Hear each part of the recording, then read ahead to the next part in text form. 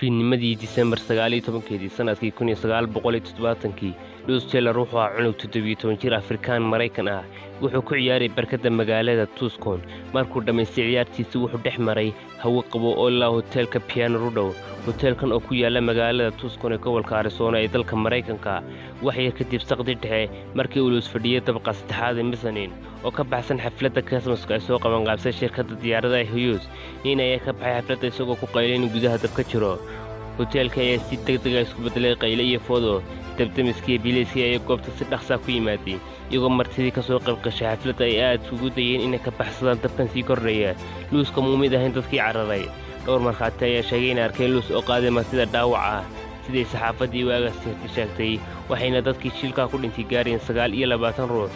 markii ay ahayd labadii habeenimo markii uu Luz weli badbaadinay dad uusan aqoon mid ka mid ah shaqaalihii ka shaqeynay hotelka ayaa u tagay sarkaalka biliiska oo taagnaa hotelka dibadiisa wuxuuna ku wargeliyay inuu arkay wiil Negreed ah kuna arkay jaranjarada dabqa saddexaad markiiba biliisku waxay xireen ninkii Negreedka ah iyagoo ku eedeynay inuu ahaa ninkii hotelka gubay isla markaana ka dambeeyay shilkan dhacay muddo kadib maxkamadda ayaa ku xukuntay xabsi daayin kadib markii xeer ilaalintii kiiska Paris ay qoraalkeeda ku cadaysay inuu ninka madow ee la yiraahdo Luz Taylor uu yahay kan dhabta dhibta geystay sabab waxa la yaab leh in muddo 40 sano kadib la ogaaday inuu Mr Taylor gubin hotelka sidaas darteed waxa laga sii daayay xabsiga sida dulmiga ugu jiray muddadaas dheer wuxuuna xabsiga ka soo baxay isagoo da'diisu ay ahayd 59 sano jir sanadii 2012 mashruuca cadaaladda Arizona oo ah hay'ad sharci oo aan macaash doon ahayn oo gacan ka geystay in dambiyada laga saaro dadka sida khaladka lagu xukumay dalka Maraykanka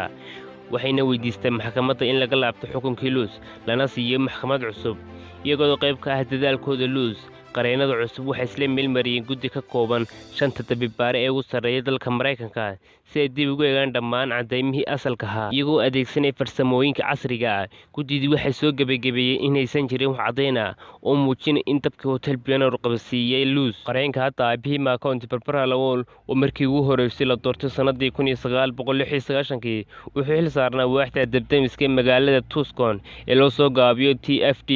inay dib u eegto cadeymihii mar kale kadib markii aan dib u eegay dhammaan cadeymihii TFD waxay sheegtay inaysan cadeyn karin waxa sababay dabka